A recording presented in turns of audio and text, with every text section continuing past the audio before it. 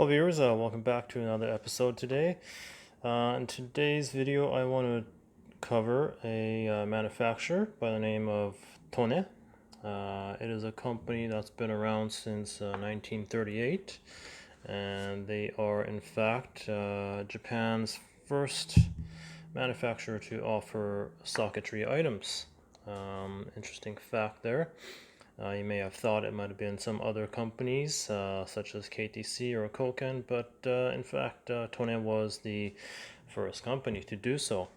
So, I just wanted to, those are just from the back pages of Tool magazine, featuring some of their interesting stuff.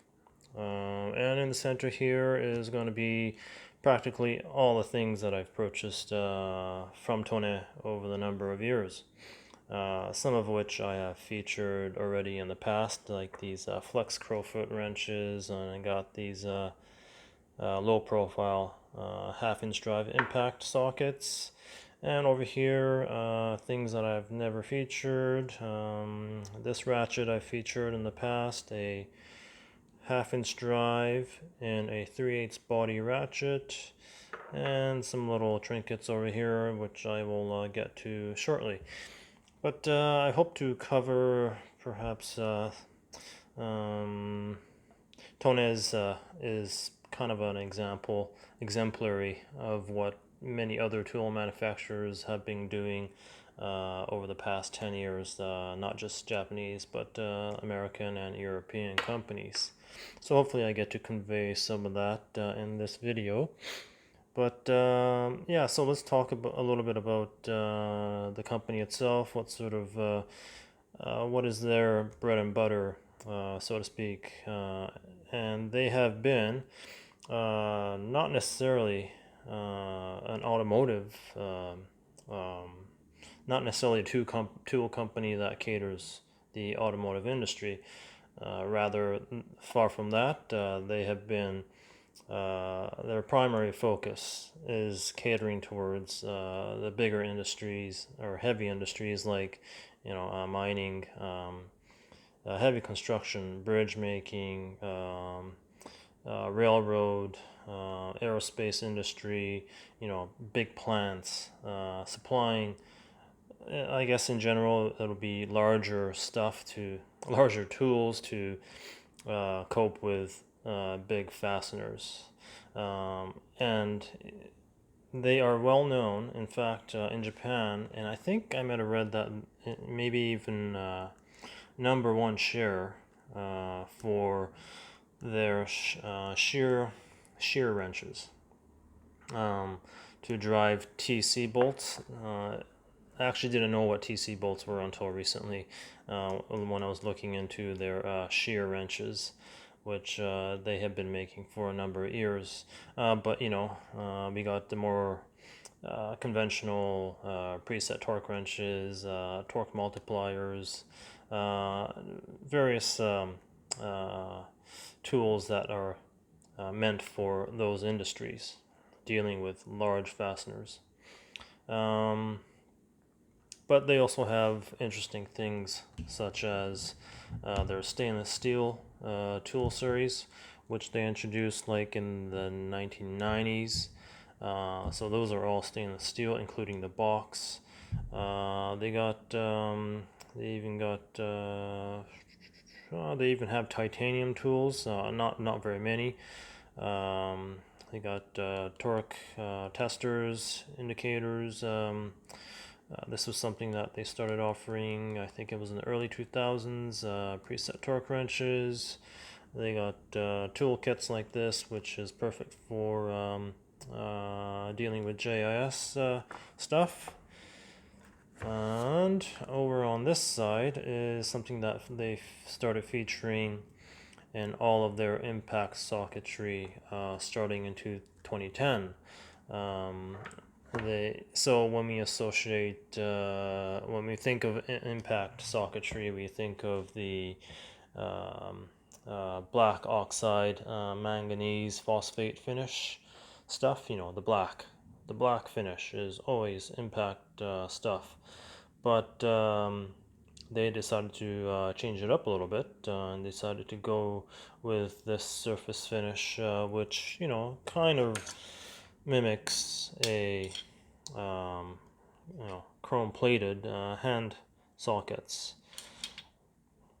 However, this is apparently an electroless plating process. I'm not sure what the science is behind it, but this is a coat or surface finish that does not chip like chrome tools may when they're used with impact wrenches.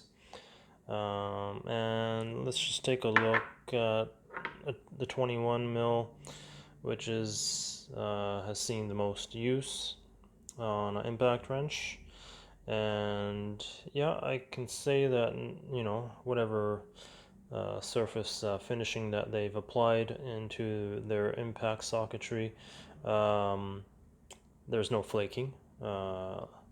So in that sense, these have done well. No rusting as well, even though I don't, in my neck of the woods, I don't encounter rust on tools to be an issue. But for some of you out there working outdoors in the environment, this surface finish might fare better than the traditional finishing, the black finish. So these three are my latest additions to my stubby half-inch drive impact variety. I think I covered the details in a previous video. I'll probably link it up here on the rundown on these stubby impacts. And these guys here, I got 1, 2, 3.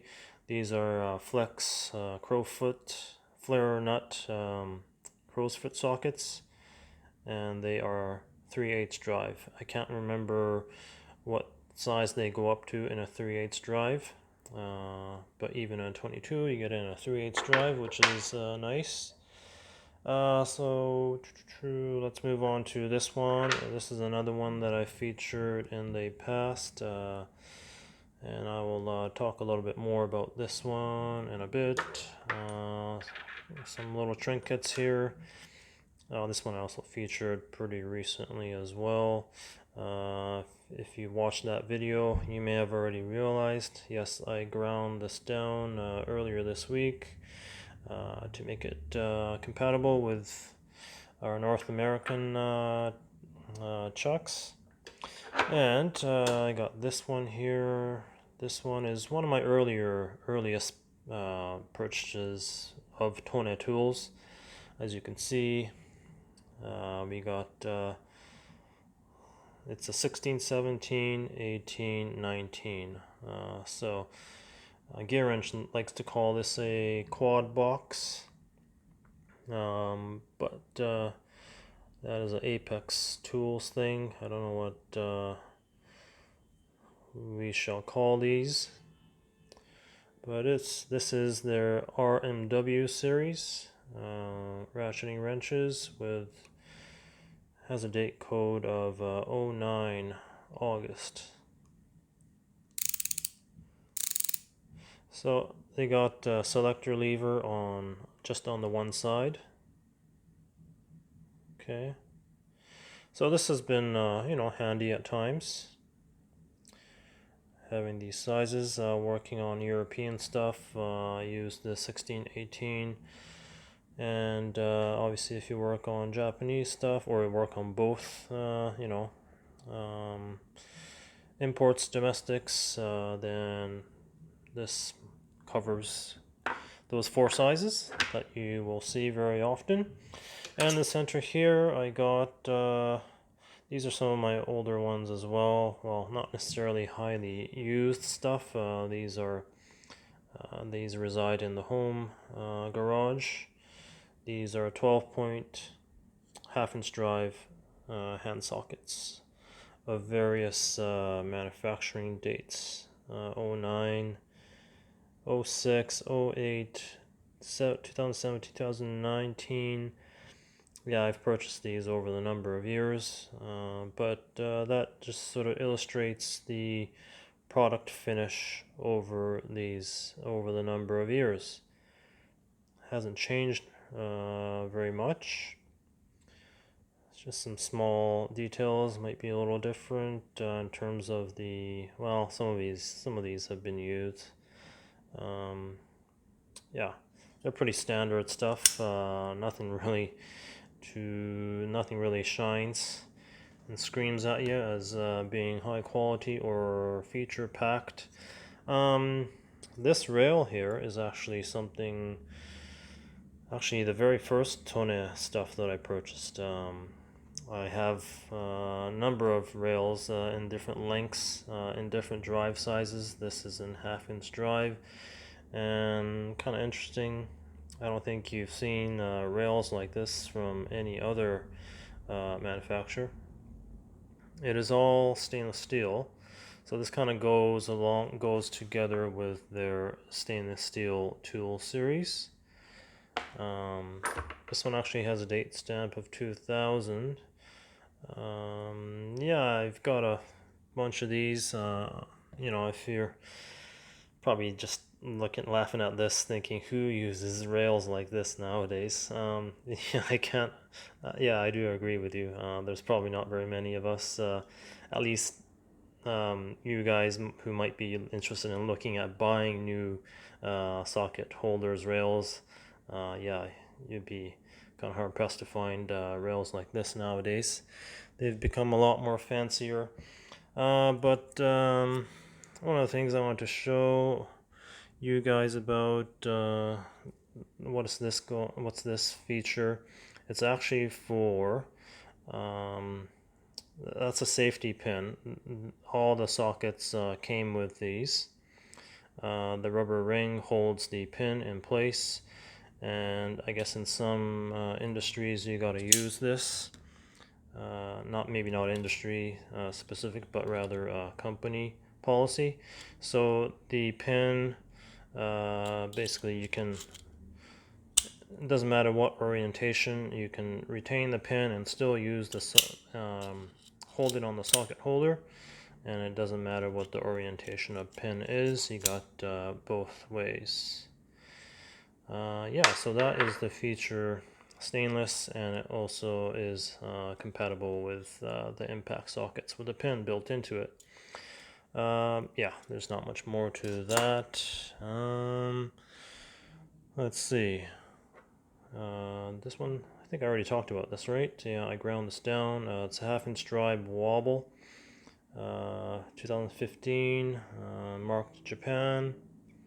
Part number. Obviously they have a 1/4 and 3/8 as well. Oh, this little guy here, I think this might be one of the oldest ones too. I think I purchased this in 2011. It is marked, date stamped 2010. Part number RA2. Quick release. This is sized 10, so you can fit this. This is not something I have used at all. In fact, yeah, I can probably count the number of times I used this with one hand. Lately, I've basically just been putting it onto this guy here, so that you can, put it onto any of one of your wrenches, ratchet wrenches, and do things like that. So that's that. Now, this ratchet here, some of you, tool aficionados out there already probably jumping at the screen and thinking, yeah, that definitely resembles the X brand that I have in front of me, or in my toolbox rather. Yeah, this head shape, the selector, the cutout here, the overall shape resembles, yeah, quite a few other manufacturers. It's no secret. Some of you are already well aware of this. Um, oh, yeah. So one of the points that I wanted to get to about not just Tone as a company, but the tool industry in general. Uh,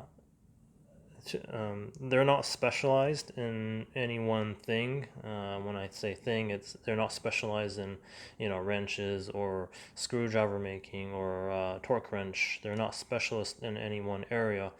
They offer, the whole, like their catalog is like 500 pages long. Companies like this, obviously they don't have the capacity or the knowledge or the know-how to produce all of those tools within their facility.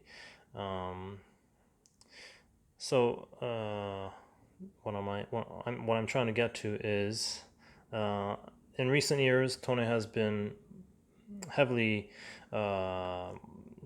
marketing their name in with the automotive trade, and they're doing that by means of like social media, um, Instagram, YouTube, and introducing, or rather, I should just say it up front, they import a lot of stuff. A lot of these new tools geared towards the automotive trade from Taiwanese manufacturers. Um, Probably just one or two mainly. So this one is very much a Taiwanese import, or rather manufacturer. Uh, Now, so I don't know if you are familiar with Performance Tool or even Blackhawk if you're in North America. Sorry about the focus, guys. Yeah, they are two companies that sort of have very similar, at least in head. Basically, there's a lot of rebranding going on, and Tona is pretty much one of the uh, they were pretty much one of the first ones to introduce like 72 tooth imported ratchets, but I'm kind of getting confused here myself. My point is, Tona is not very transparent when it comes to country of origin. I know some of you are, pretty particular about that. You want to know where your tool is being made from. I am such a person. And I just find that Tona is being not very transparent, maybe a little deceptive, especially when they stamp things like, Japan. Uh, in fact, it is not made in Japan. Perhaps what makes them what allows them to, laser etch Japan into the tool is perhaps the final packaging, the final handling is, I shouldn't say perhaps, yes. In some cases, the final packaging is done in Japan, and maybe that is one of the reasons why they can get away with stamping Japan on their products. But it is interesting to note that even these sockets, which I'm pretty sure, I'm pretty sure that they are manufactured in Japan because they have had. I don't have any examples of combination wrenches and such, but these sockets have been made for many decades in Japan, and yet despite that they only print Japan but not made in. The made in is missing in all of their tools, and I guess that works in their favor because you know they can import tools from Taiwan. They can do the final finishing, perhaps assembly in their facility, and they can just put Japan on it, and people wouldn't think twice about it, unless you are, a tool geek like I am, who is really particular about wanting to know where the tool is coming from. And I've kind of, been in this for a number of years now, and it's sort of like you get used to seeing things being offered in different markets, and you start to see resemblances, um, such as this. You're like, oh, that can't be made in Japan. Same goes for rationing wrenches, right? Just because it says Tone on it, in this case it doesn't have Japan, which I'm really glad that they don't do that. Ratcheting wrenches like this, yeah, they're all coming from Taiwan, with some exceptions, of course, but probably 90% of modern day ratcheting wrenches of this style are manufactured by a small number of companies in Taiwan. Yeah, so don't think just because it's a Japanese tool company that everything they offer is in fact made in their one or more of their facilities. Same goes with this. These were offered by not just one, a few companies in Taiwan. But that's not to say that I'm not putting a bad rap on Tone, because it's not like they are in their ads. They're they're promoting made in Japan in their ads. Like, you don't see Japanese flags plastered in their ads when promoting their automotive geared tools. So that's good. But just be aware that there are companies, not just Tone, but a lot of American and European companies that do the same thing. Yeah, so I think that is pretty much it for this video. Hope you guys enjoyed, learn a thing or two. If you have any questions, obviously in the comments section, you can feel free to ask me whatever it is. All right, guys, have a good one. See you in the next one.